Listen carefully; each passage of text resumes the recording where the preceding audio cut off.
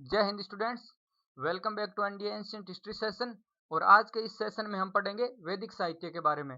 तो वैदिक साहित्य क्यों इम्पोर्टेंट है? तो वैदिक साहित्य इम्पोर्टेंट इसलिए है क्योंकि वैदिक साहित्य वो सारे ग्रंथ है जो वैदिक काल के दौरान लिखे गए थे, और इन्हीं ग्रंथों से हमें वैदिक सिविलाइजेशन के बारे में विस्तार से जानकारी मिलती है। तो देखते हैं कि वैदिक साहित्य में कितने साहित्य आते हैं। वैदिक साहित्य में एक तो वेद आते हैं, और वेद से रिलेटेड जितने भी ग्रंथ है या फिर इस जो लिमिटेड टाइम पीरियड था उसमें ग्रंथ लिखे गए थे, वो सारे वैदिक साहित्य कहलाते हैं। और वैदिक काल पूरा था वो था 1500 ईसा पूर्व से 600 ईसा पूर्व तक। और ये जो टाइम था वो दो पीरियड्स में बटा था, पहला था ऋग्वैदिक काल और दूसरा था उत्तर वैदिक काल। तो इन दोनों टाइम में जितने भी ग्रंथ लिखे गए वो ग्रंथ वैदिक साहित्य कहलाते हैं। तो वैदिक साहित्य इंपॉर्टेंट इसलिए है क्योंकि वैदिक साहित्य से ही हमें इस काल के लोगों के बारे में जानकारी मिलती है कि लोग कैसे थे, क्या काम करते थे, किस प्रकार रहते थे। तो वैदिक काल के दौरान जिन ग्रंथों की रचना हुई वे वैदिक साहित्य कहलाए। तो इस प्रकार से हम आज वैदिक साहित्य के बारे में पढ़ेंगे। और मेनली जो वैदिक साहित्य थे वो दो भागों में बंटे हुए थे। पहला था श्रुति साहित्य और दूसरा था स्मृति साहित्य। तो श्रुति साहित्य और स्मृति साहित्य में क्या अंतर है? श्रुति साहित्य हो गया वेद और वेदों से जुड़ी रचनाओं को श्रुति साहित्य कहा गया।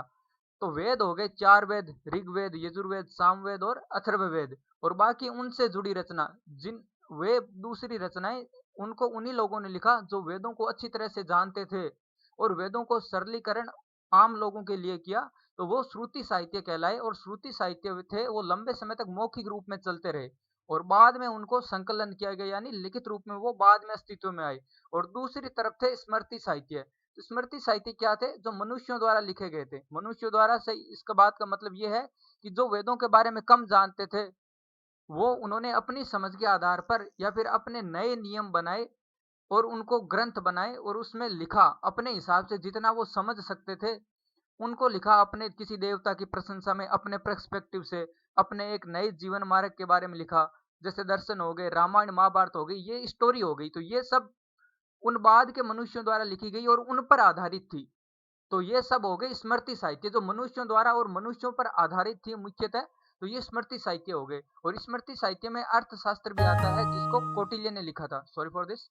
तो आगे हम पढ़ेंगे विस्तार से कि श्रुति साहित्य क्या थे और स्मृति साहित्य क्या थे। तो इस श्रुति साहित्य में शुरुआत करते हैं। तो श्रुति साहित्य में क्या आते हैं? वेद और वेदों से जुड़ी रचना। तो श्रुति साहित्य में सबसे पहला ही टॉपिक हो गया ऋग्वेद, क्योंकि यह सबसे पहला वेद है और सबसे पुराना वेद है और साथ ही में सबसे बड़ा वेद है।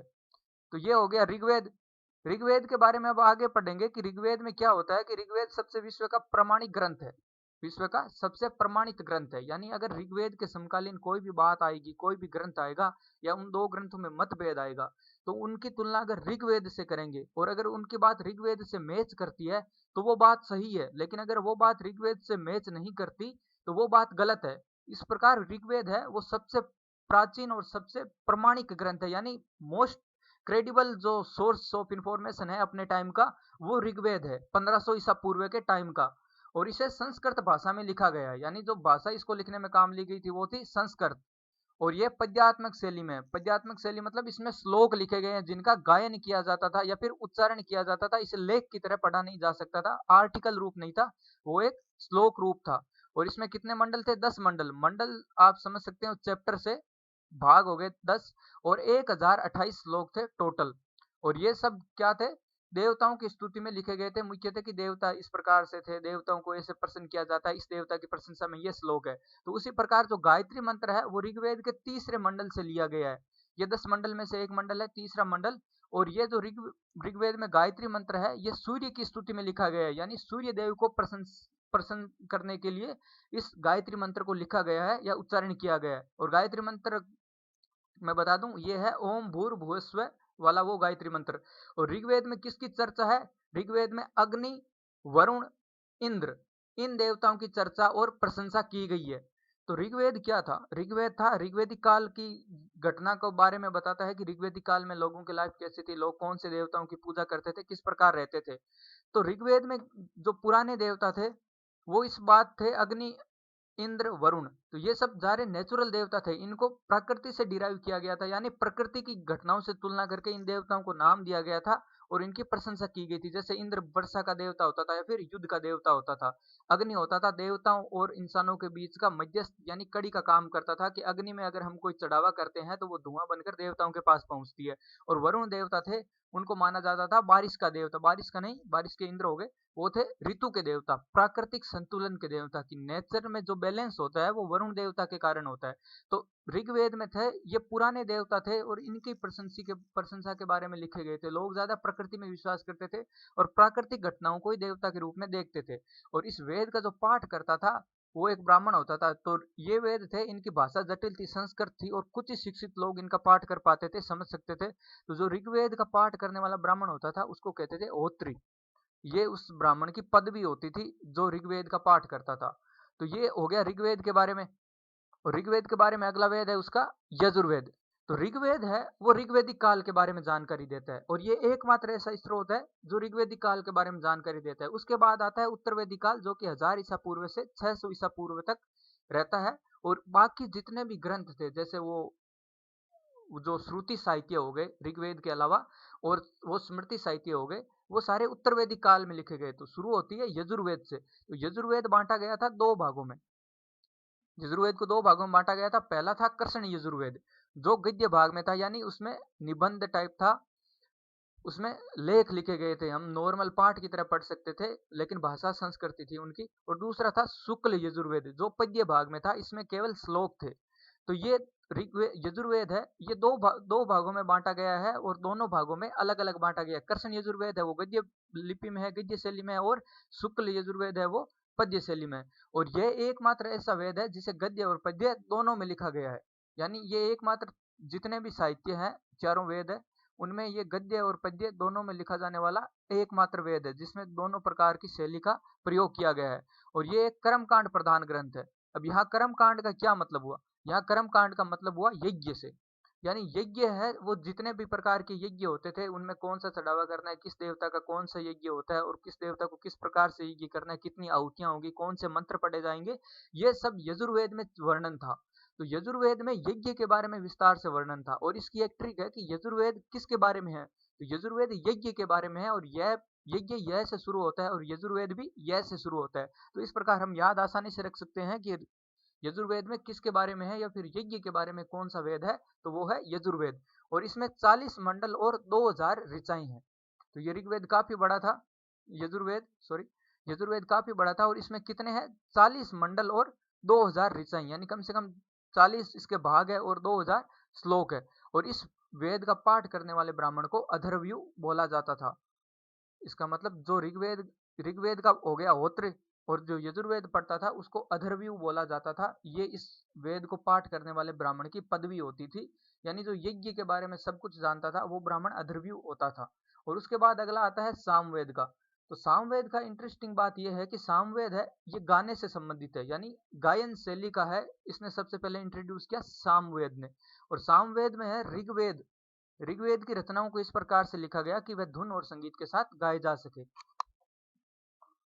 तो इसका मतलब ये हुआ कि ऋग्वेद में जितने भी श्लोक थे, रचनाएं थी, उन सबको इस प्रकार से लिखा गया कि वो वाद्य यंत्र के साथ गाई जा सके। जैसे तबला हो गया, हारमोनियम, वीणा, तो ये सब उन चीजों के साथ है वो सामवेद में इन ऋचाओं और श्लोकों को लिखा गया जिनको वाद्य यंत्र के साथ गाया जा सके, धुन के साथ गाया जा सके। ऋग्वेद की रचनाएं थी, पहले ऋचाओं को सीधा गाया जाता था, श्लोक पढ़े जाते थे, उच्चारित किए जाते थे समूह में या अकेले बैठ के। लेकिन सामवेद में साथ में धुन शामिल थी, कोई वाद्य यंत्र बजाया जाता था। और सामवेद से ही भारतीय संगीत का जन्म हुआ, तो इसलिए सामवेद को भारतीय संगीत का जनक कहा जाता है। और इस वेद में कुल 1549 यानी 1549 ऋचाएं हैं। तो ये हो गया सामवेद के बारे में जानकारी। इससे अगला वेद आता है अथर्ववेद। तो अथर्ववेद हो गया, ये एक इंपॉर्टेंट वेद है क्योंकि ये सबसे छोटा वेद है और सबसे लास्ट वाला वेद है अथर्ववेद। तो अथर्ववेद है, उसकी रचना की थी महर्षि अथर्वा ने। ये अथर्ववेद के थे लेखक। और अथर्ववेद का संबंध है तंत्र मंत्र दोष निवारण अंधविश्वासों से। तो इसका मतलब हुआ कि ऋग्वेद हो गया वो हो गया देवताओं के बारे में, पुराने देवता, और ये एक अलग कालखंड का प्रतिनिधित्व करता है। लेकिन उसके बाद जो उत्तरवेदी काल आया वो करता है मुख्यतः एक फिक्स समाज का प्रतिनिधित्व है। जैसे ब्राह्मण समाज हो गया, 4 वर्ण हो गए, तो ये सारे वेद में उसी हिसाब से बातें थी। और आगे किस प्रकार हम उत्तरवेदी काल के दौरान राज्य व्यवस्था की ओर बढ़ रहे थे, स्थिरता की ओर बढ़ रहे थे। तो उस स्थिरता को बनाए रखने के लिए तरह-तरह के देवताओं की पूजा होती थी, उनके यज्ञ किए जाते थे, प्रसन्न किया जाता था उनको, तो तंत्र मंत्र का भी प्रचार हुआ। तो अथर्ववेद में तंत्र मंत्र के बारे में है। तंत्र मंत्र दोष निवारण की किस तरह कष्टों को दूर किया जाता है, हमें क्या करना होगा बिना यज्ञ के भी और यज्ञ के भी। तो मतलब यज्ञ के अलावा भी कौन से उपाय है, उस प्रकार के कारणों की उपायों की चर्चा अथर्ववेद में की गई है। और अथर्ववेद में क्या था, आर्य और आर्य के बाद के तत्वों, आर्य और आर्य के बाद के तत्वों, यानी उत्तरवेदी काल समाप्त हो रहा था तब अथर्ववेद लिखा गया था, यानी लगभग 600 वो 700 से 600 ईसा पूर्व के मध्य अथर्ववेद है, उसकी रचना की जानकारी मिलती है। और तब धीरे धीरे उत्तरवेदी काल समाप्त हो रहा था। तो जो आर्य और अनार्य थे, यानी जो बिना आर्य के लोग थे, वो अब उनके संस्कृति थी वो मिल चुकी थी। तो अथर्ववेद में उस चीज की झलक मिलती है कि आर्य और जो नए आर्य थे वो किस प्रकार एक साथ मिलते हैं और उनके तत्वों का किस प्रकार मेल होने पर क्या स्वरूप था उस टाइम, वो अथर्ववेद में जानकारी मिलती है। अब 4 वेद कंप्लीट हो गए, तो अगला आता है अरण्यक। तो अरण्यक एक दार्शनिक ग्रंथ था। अरण्यक के बारे में जानकारी इतनी है कि अरण्यक एक दार्शनिक ग्रंथ था और ये ऋग्वेद और दूसरे जो वेद थे, क्योंकि ऋग्वेद का बार बार नाम इसलिए आता है क्योंकि ऋग्वेद एक अलग कालखंड का प्रतिनिधित्व करता है। वो ऋग्वेद है, वो केवल 500 सालों की जानकारी है, वो अकेला देता है 1500 ईसा पूर्व से 1000 ईसा पूर्व के बीच। इसलिए ऋग्वेद है वो एक इंपॉर्टेंट है। लेकिन उत्तरवेदी काल में है वो दूसरे सभी ग्रंथों की रचना हुई है। लेकिन जो उत्तरवेदी काल में ग्रंथ की रचना हुई उनमें ऋग्वेद के बारे में भी चर्चा है। ऋग्वेद केवल ऋग्वेद है, लेकिन जो बाद के सारे ग्रंथ हैं उनमें भी ऋग्वेद शामिल है। तो आरण्यक है वो एक दार्शनिक ग्रंथ है जिनमें वेदों के बताई गई यज्ञ का सार है। यानी वेदों में जितने भी प्रकार के कर्म कांड उपाय बताए गए हैं कि ये करो, मतलब वेदों में कर्म मार्ग ज्यादा ध्यान दिया गया था कि तुम एक्टिव रूप से ये काम करो, ये यज्ञ करो, ये प्रयत्न करो, ताकि तुम्हें है वो भगवान प्रसन्न होंगे, तुम्हारी इच्छाएं पूर्ति होगी, तुम्हारे दुष्ट और जो दूसरे विचार है और कष्ट है वो सारे दूर होंगे। तो आरण्यक में यज्ञ का सार बताया गया है और आरण्यक एक सिंपल शैली के रूप में शुरू किए गए कि जो गुरु होता था वो जंगल में अपने शिष्यों के बारे में बताता था। जैसे आरण्यक नाम से होता है कि आरण्यक किससे बना है, आरण्यक बना है आरण्य से। तो आरण्य होता है वन का पर्यायवाची। तो आरण्यक है कि जंगल में ज्ञान। तो जंगल में ज्ञान दिया जाता था शिष्य को, क्योंकि कुटिया उनकी जंगल में होती थी। तो आत्मा आरण्यकों में क्या होता था, आत्मा परमात्मा जन्म मृत्यु पुनर्जन्म इन सब चीजों के बारे में बताया जाता था। कि आज हम कहते हैं ना कि पिछले जन्म में अच्छे काम किए होगे तो तुम्हें इंसान बनाया, पिछले जन्म आज अगर बुरा करोगे तो तुम्हें कोई दूसरा जन्म मिलेगा। तो उस प्रकार की बातें हैं वो धीरे धीरे आरण्यकों में आनी शुरू हो गई थी कि बिना यज्ञ के, बिना हम किस तरह ज्ञान मार्ग द्वारा हम परमात्मा को प्राप्त कर सकते हैं, मुक्ति प्राप्त कर सकते हैं। तो ये ग्रंथ क्या थे, ज्ञान मार्ग और कर्म मार्ग के बीच का सेतु थे। यानी कि धीरे-धीरे अब तुम कर्म मार्ग को कम करो और ज्ञान मार्ग को भी अपनाओ, तो भी तुम दोनों को एक साथ मुक्ति प्राप्त कर सकते हो। तुम्हें ज़्यादा एफर्ट की ज़रूरत नहीं है, या फिर एक ही दिशा में तुम एफर्ट ना करो, दूसरी तरफ भी एफर्ट करोगे तो तुम्हें फल मिलेगा। और इसलिए इस ग्रंथों को वेद और उपनिषदों के बीच की कड़ी कहा जाता है। तो वेद और उपनिषद के बीच की कड़ी इसलिए कहा जाता है क्योंकि जो बाद में उपनिषद आए थे, उनमें भी वेदों का और ज़्यादा सार दिया गया था और वेदों को बहुत ज़्यादा सब्जेक्ट है। जैसे वेद तो 4 ही है लेकिन उपनिषद थे 108। तो 4 वेदों को 108 भागों में बाँटा गया है और प्रत्येक सब्जेक्ट को और ज़्यादा सरल करके और उनके जो उपाय है उनको दूसरे तरीके से भी या बिना ज्ञान मार्ग द्वारा अप्रोच करने के हैं वो तरीके बताए गए हैं। तो ये हो गया। आरण्यक इम्पोर्टेंट इसलिए है क्योंकि ये वेद और उपनिषदों के बीच की कड़ी है और साथ ही साथ ज्ञान मार्ग और कर्म मार्ग के बीच की भी कड़ी है। तो आगे हम पढ़ेंगे उपनिषद के बारे में। उपनिषद हो गया कि उपनिषद है, उपनिषद का शाब्दिक अर्थ है पास बैठना। पास बैठना यानी गुरु के पास बैठकर ज्ञान प्राप्त करना। तो उपनिषद क्या होता था, मुख्यतः कि गुरु उपदेश देता था, शिष्य उसकी बात सुनता था, उनकी बात सुन के शिष्य वापस प्रश्न पूछता था, गुरु शंका का समाधान समाधान करते थे। क्योंकि एक शिष्य को या बहुत सारे शिष्यों को एक साथ है वो वेद पढ़ाना संभव नहीं है और वेद बहुत जटिल थे। जो शुरुआत में लोग थे या इसके लिए बहुत ज़्यादा कड़ी मेहनत करनी होती थी, तो वो गुरु थे वो वेद के अर्थ को और ज़्यादा सरल करते थे ताकि शिष्य है वो शुरुआती दौर में उनको अच्छे से समझ पाए। बाद में जिनको और ज़्यादा पढ़ना होगा वो प्योर जाके वेद पढ़ सकते हैं, अपना अलग से पूरा वेद। लेकिन अगर उनकी जो बेसिक मजबूत करना है तो वो उपनिषदों से करते थे। तो उपनिषद में क्या था कि यज्ञ का क्या अर्थ होता था, यज्ञ का होता था देवताओं को प्रसन्न करना, देवताओं के साथ जुड़ाव, उनसे कनेक्शन बनाना। तो उपनिषद में क्या बताया जाता था कि मौखिक रूप से बताया जाता था कि ये काम किस प्रकार से होता है। कि देवताओं के साथ हमें किस प्रकार से कनेक्ट हो सकते हैं, या ज्ञान मार्ग द्वारा भी हम देवताओं के साथ किस प्रकार से कनेक्ट हो सकते हैं बिना यज्ञ के भी। तो इस प्रकार के तरीकों की ज़िक्र था जिनमें धीरे-धीरे यज्ञ संबंधी बातें कम हो गई और ज्ञान संबंधी बातें ज़्यादा हो गई कि बिना कर्म कांड के, यज्ञ के, चढ़ावे के हम देवताओं को किस प्रकार जुड़ सकते हैं। और यहाँ देवताओं से जुड़ने का मतलब ये था, या परमात्मा से विलीन होने का मतलब था कि मुक्ति प्राप्त करना। क्योंकि भारत में पुरुषार्थ 4 होते हैं, धर्म, अर्थ, काम और मोक्ष, जिसमें मोक्ष सबसे ज़्यादा माना गया है। तो उपनिषदों की संख्या थी 108 और उपनिषद क्या थे? वेदों का आखिरी भाग। तो वेदों का आखिरी भाग इस प्रकार हुए कि वो वेदों का सार बताते थे। वेदों की जानकारी देते थे कि इस प्रकार बताते थे कि बिना पूरे वेद को पढ़े हुए भी हम अगर उपनिषद पढ़ें तो वेदों को और ज़्यादा अच्छी तरीके से समझ सकते हैं। तो इनको सार होने के कारण इनको बोला गया था वेदांत, क्योंकि ये वेदों का आखिरी भाग थे, यानी जो बची हुई कड़ी थी, जो वेद कह नहीं पाए या वेदों में जो बात लोग समझ नहीं पाए, वो उपनिषदों के माध्यम से पूरा अच्छी तरह से समझ सकते थे। इसलिए उपनिषदों को वेदांत कहा गया है। और उपनिषदों की जो लेखन शैली थी, वो थी वार्तालाप शैली। और वार्तालाप शैली का मतलब हुआ प्रश्न उत्तर शैली थी, कि गुरु बताता, शिष्य वापस प्रश्न करता, गुरु उसका उत्तर बताता, उपदेश देता, शिष्य प्रश्न पूछता, गुरु फिर से उत्तर देता, उसकी शंका का समाधान करता। तो इस प्रकार उपनिषद है वो वार्तालाप रूप में है। और सत्यमेव जयते, इस स्लोगन को हमने सभी ने सुना होगा स्लोगन। तो ये भारत के वो है राष्ट्रीय चिन्ह में, जिसमें 4 शेर, अशोक चक्र है, अशोक स्तंभ से लिया गया है, उसमें अशोक चक्र, घोड़े की और बैल की जो प्रतिमा है उसमें उकेरी गई है। तो ये सत्यमेव जयते उसमें लिखा हुआ है। और पुलिस में जो एम्बलम होता है, और ये सत्यमेव जयते है, सत्य की हमेशा जीत होती है। तो ये लिया गया है मुंडकोपनिषद से। तो मुंडक नाम का उपनिषद है, उससे सत्यमेव जयते लाइन है वो ली गई है। तो इस प्रकार देख सकते हैं कि कई जो स्लोगन है भारत में और जो आज भी हम काम में लेते हैं वो उपनिषदों से आए हैं, क्योंकि ये हम ज़्यादा अच्छे से समझ सकते हैं। वेद में अगर ये बात हम ढूँढते तो इतनी जल्दी हमें नहीं मिलती, लेकिन उपनिषद है वो हमें आसानी से मिल जाते हैं और ज़्यादा बेहतर तरीके से हम उनको समझ पाते हैं, क्योंकि उपनिषद है उनको सरल भाषा में लिखा गया था। अब बात करते हैं अगले ग्रंथों के बारे में। अगले हैं ब्राह्मण ग्रंथ। तो ब्राह्मण ग्रंथ क्या हुए कि वेद थे वो पद्य भाषा, पद्य शैली में थे, यानी श्लोक लिखे हुए थे, सारे श्लोकों का अर्थ नहीं था। जो पढ़ता वो श्लोक रूप में ही श्लोक पढ़ता और बाद में उसके अर्थ को समझता मौखिक रूप से।